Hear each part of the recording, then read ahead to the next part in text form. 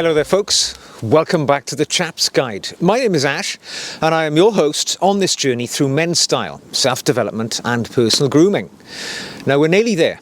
It's Christmas Eve, only one more day to go, and we achieve the point that many of us look forward to throughout the year. A day of rest, a day of splendid enjoyment with our families, whether you are a person who, is a follower of the Christian religion, or whether you're just somebody who enjoys that event for what it is, a special day surrounded by your loved ones.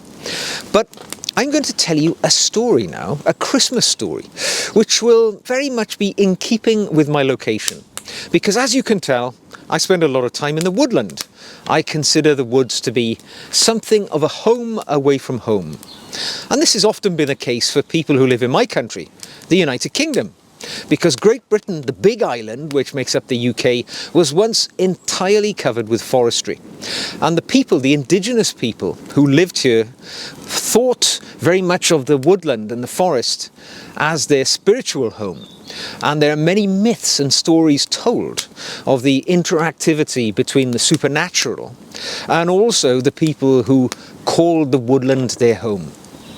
Now, not very far from my woods, which is actually quite a young woodland, there are a few trees here which are probably older than 40 years. But not far away, there is a much larger forest, which can probably count its history in the hundreds, if not thousands of years of its existence. And many things have taken place under the canopies of those trees, which we would struggle to understand with our modern scientific minds.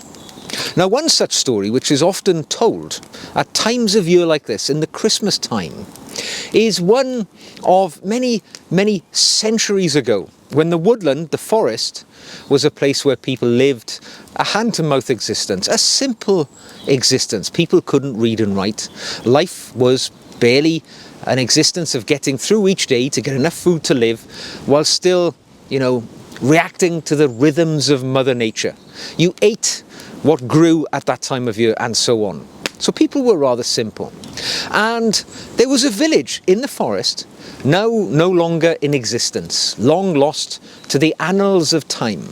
But back then, in the village, where these myths are still retold today, hundreds of years later, there was always a sense of disquiet around the Christmas period.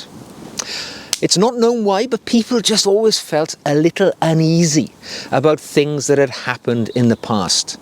And one Christmas Eve, the villagers all gathered together around their communal village fire.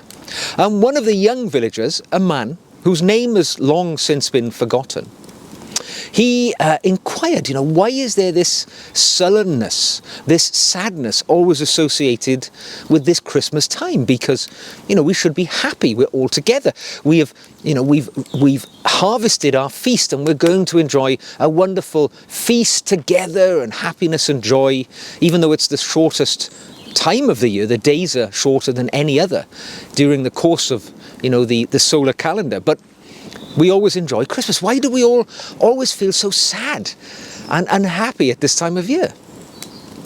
And one of the older villagers said, well, young man, it all stems back to one of the cottages, an old long lost cottage way deep in the heart of the forest.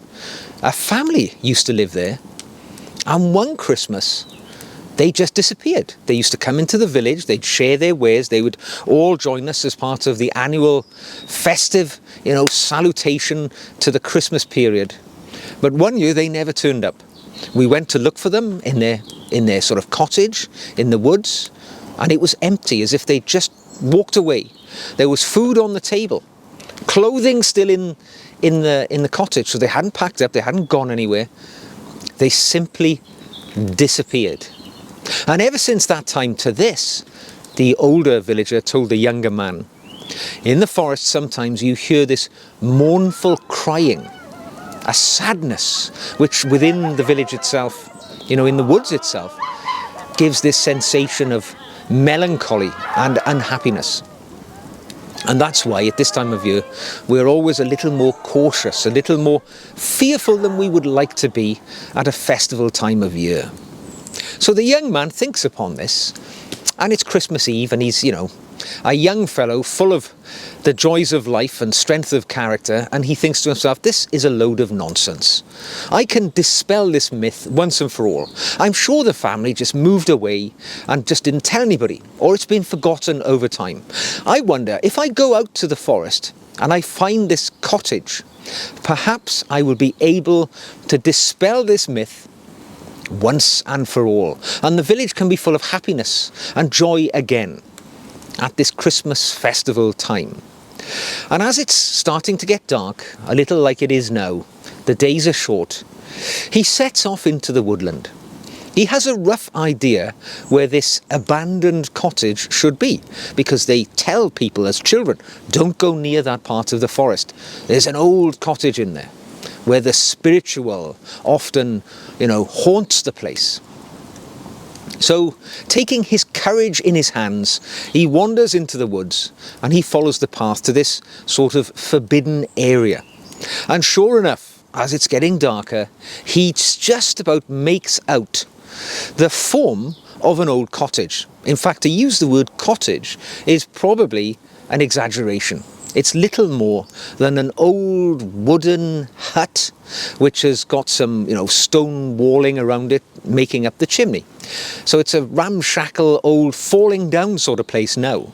And he can barely make it out because it's been overgrown by trees and creepers as the years, decades, have passed by. It looks a bit slightly frightening, if he's honest to himself. But as I say, he's a young man. He still has a lot of the courage which comes with youth. So he walks up to this abandoned cottage and he gets this sense of silence, of eeriness, an unnatural silence within the woodland, where, as you will know if you've ever walked in the woods or the forest, there is always noise. There's always a squirrel running through a tree, or the sound of the wind blowing through the leaves. But on this occasion, there was silence and stillness, and it didn't seem entirely normal. But all the same, buoyed up with his youthful courage, he approaches the cottage. Now there's no door, it's long since fallen off, and he can see inside. It's dark, it's damp, there's sort of dankness to it, which is foreboding just in its very appearance. But he thinks, well, I've come this far. I know I can dispel this old wives' tale which is stopping the village from enjoying their Christmas festival. So he steals to the doorway, looks inside, and he can just see inside. It's not that dark yet. Parts of the roof have fallen down and it's allowing light to come in. And he can see that he's barely looking at two rooms. A living room perhaps you might call it, where people would have gathered in the daytime, and then a sleeping compartment at the back. And he walks in to have a look around. Everything seems to be there. There is a table and chairs, bits of old, deteriorating cloth. Obviously, the passage of time and nature had taken its course. These things were rotting away. But as he walks into the room, he gets this incredible feeling that he is not alone. He gets this sense that there is another presence nearby. And he is gripped with an overwhelming sense of fear. Absolutely terrified, and he doesn't know what to do. He looks around, he cannot see anything, but he senses something. And suddenly, in the doorway of what he assumes to have been the sleeping compartment, he sees a manifestation taking place. The sort of ethereal presence of a woman. He can just about, it's almost as if she has appeared in smoke. The impression, the outline of a woman. And as you can imagine, as a man from a different era, for whom their whole way of life is controlled by a sense of, the spiritual, the supernatural, he is gripped with a sense of overwhelming terror. However, as this manifestation begins to take form and becomes a bit more recognizable, he sees that it is a woman, a human woman, in this smoke-type form. And she is standing in the doorway, and she is looking at him, and she has a benevolent appearance on her smoke-like features in this sort of, almost sort of spiritual apparition. And as he is looking at her, he gets a sense of calm. He now realizes she means him no harm. And to his absolute shock, she speaks to him. A voice across the ages and across the planes of existence.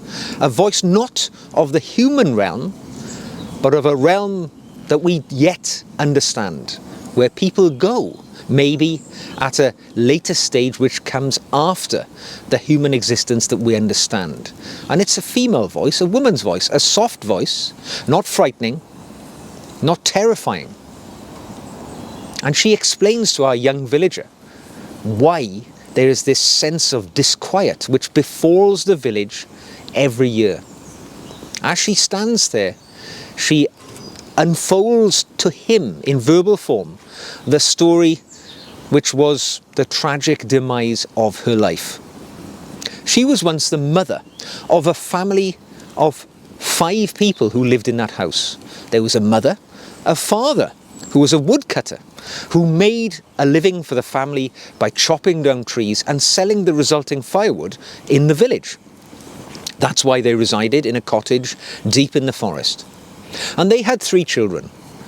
An older son who was 16 years of age, a daughter who was 13, and then the younger baby of the family who was another boy, age 5.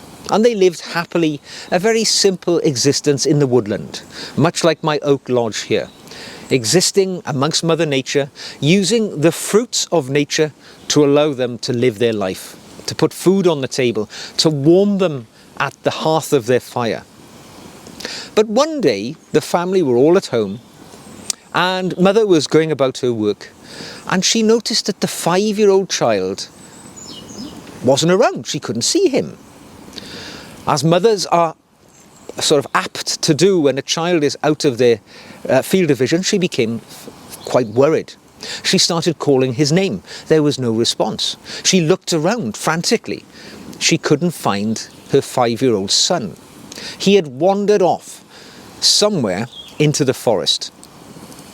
Now, she wasn't overly worried because, they lived in the forest. This was their natural environment. And there were no predators in the woods. There were no wolves or bears at this time. They had long since become extinct in these isles. But still, to wander off into the forest as a 5-year-old child, it could be a very dangerous situation. You could fall down a chasm in the ground, or fall down a well, or any number of accidents could befall of you. So she gathered her children, her older children, the 15-year-old boy, the 13-year-old girl, and her husband, the woodcutter, and they said, right, we're going to split up and we're going to go and look for him. We must find him before, he gets lost and it's starting to turn dark. The weather is closing in. There was snow already on the ground, and more was expected. It was freezing temperatures. This was a very dangerous situation for the young child. So they all went off into the woods in separate directions to look for him. They looked and they looked and they looked. All night long, they looked. They looked and they looked, and they could not find the young child. In the morning, they all returned to the cottage. It was Christmas Day.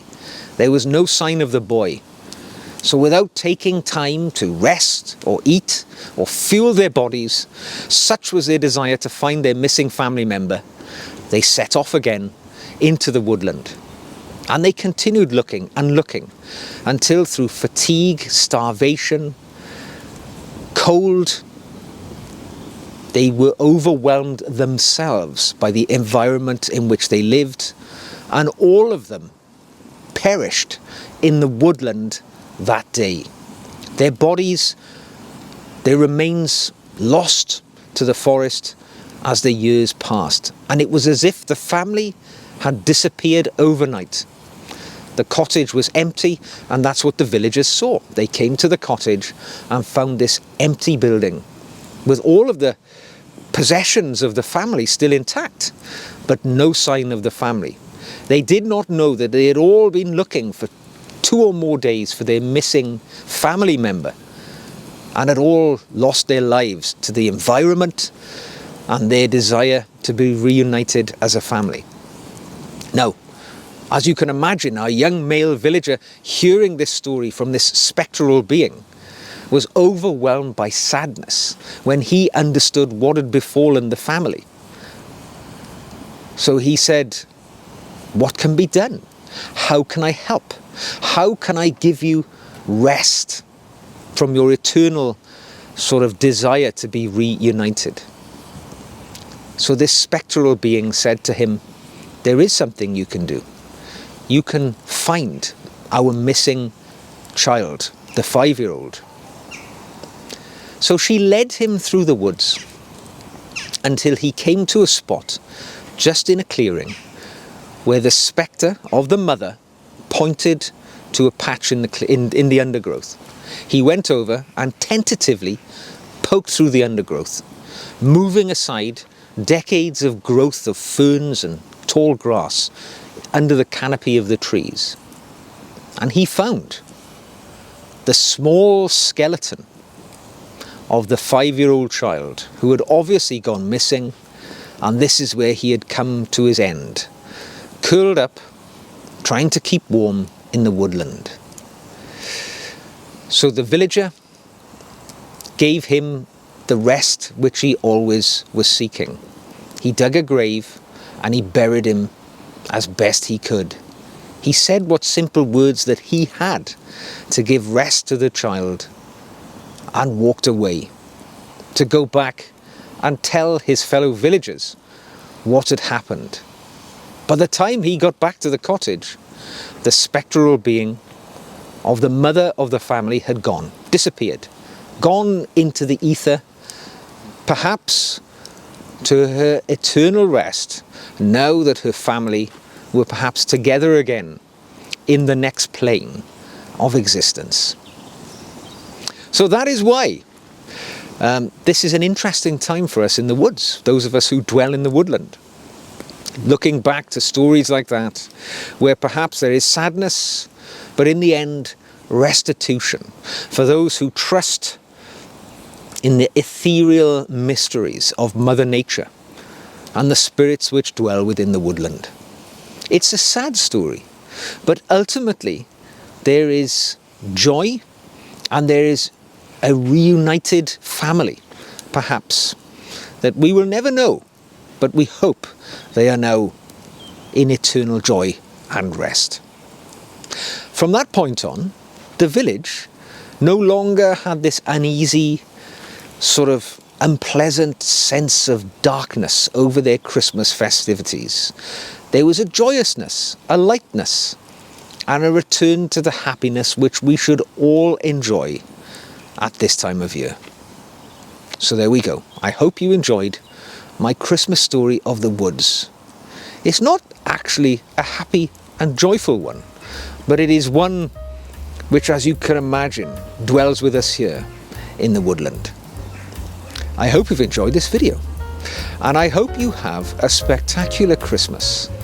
And I will be back here tomorrow with my Oak Lodge Christmas special. So until then, take care, and I will see you again very soon.